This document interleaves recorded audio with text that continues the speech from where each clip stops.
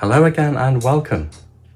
Today I'm going to be looking at getting an interface one of these things, working on the Spectrum Next in conjunction with a ZX Microdrive.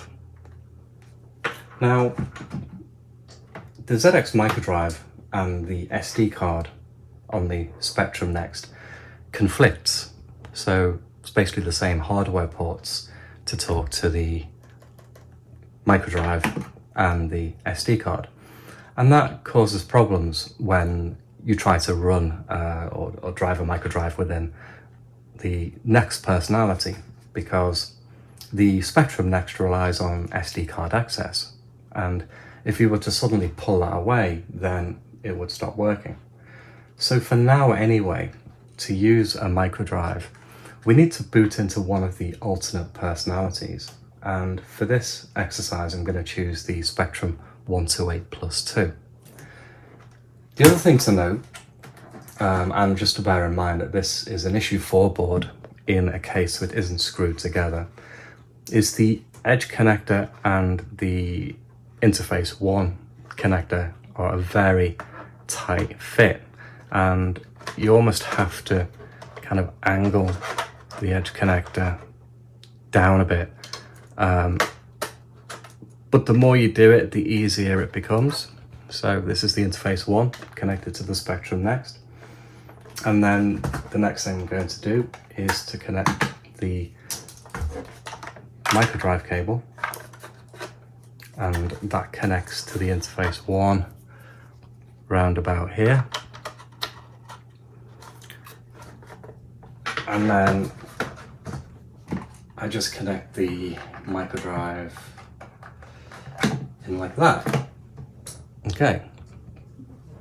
So if I just connect this back up, because obviously you want to be adding and removing expansion add-ons with the power disconnected.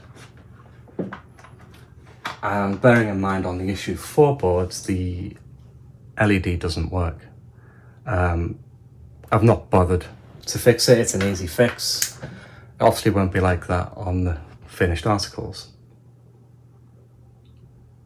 So this is coming up into a Next personality, and as I mentioned, you can't easily access the SD card and the microdrive at the same time because they conflict. So I'm going to reboot this, and I'm going to select the +2 personality. So I'm going to interrupt the startup sequence with a space. I'm going to come down to ZX Spectrum +2, space to change the options, and then I'm going to come down to this div MMC hardware and switch that to no. Then I'm going to press enter and then enter again. So I'm now booting up into a 128+2. And I've switched the MMC, the SD card, off. And then what I can do is turn on the expansion bus because it's switched off by default. Whether that will change in future is difficult to say. But the command I need is out 9275, 128, out 9531, 8. So that instructs the Next to switch the expansion bus on at the next reset. So I could type another out command to reset the computer, or I could just do a very quick press of the reset button. So now the expansion bus is enabled. I don't have any SD card hardware running in the Next, so this is now going to work. So I'll go into 128 basic. I have a cartridge here. Plug that in. And I should be able to do a cat 1. So cat is just catalog, 1 is the number of the microdrive. Now you can hear the microdrive spinning away. And we've got a volume called MD1. There's some software on there called Football, and there's 58K left on the tape. So I could then load this load star quote M, telling it to load off the microdrive. Then I need to tell it which microdrive number, and then I need to give it the file name. That is now loading football.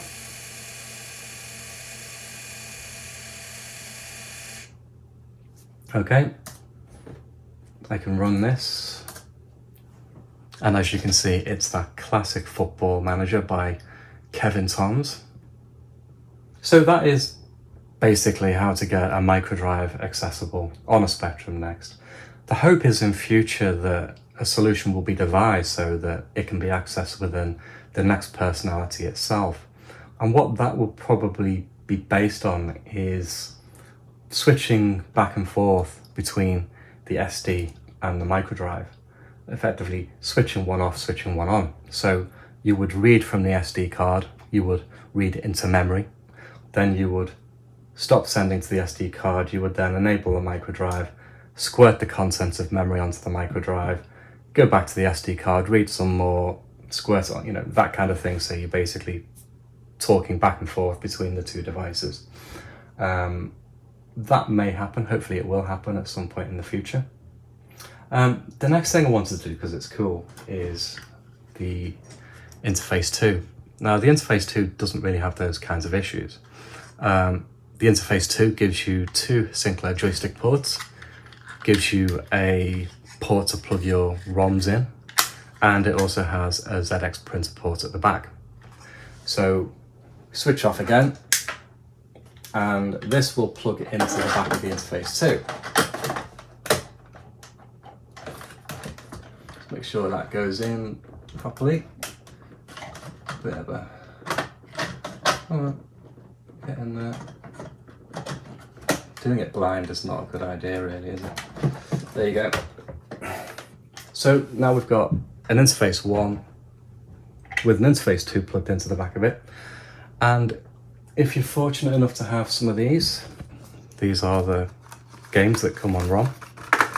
And Next ZX OS is set up just to run these, no problem, no faffing around.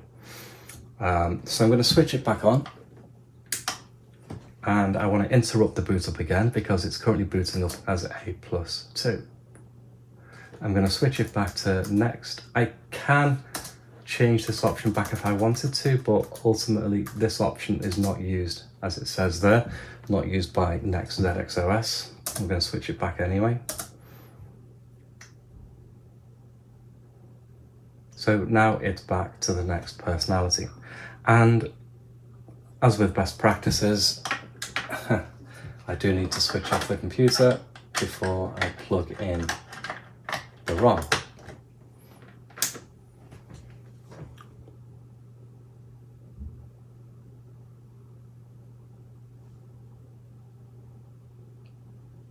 Okay, so we're back in Next ZX OS, and this is one of the newer versions of Next ZX OS.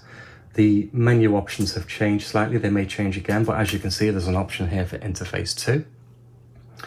And there's a sub-menu of that, which allows me to either run a cartridge with the built-in Next joystick port active, or there's also an option here which will enable the joystick ports on the Interface 2 as well.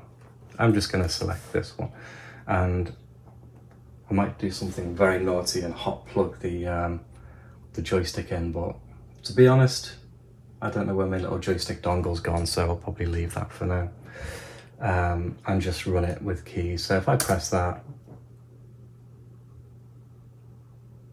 there you go, Transam loads. Not got any sound plugged in at the moment, I don't think.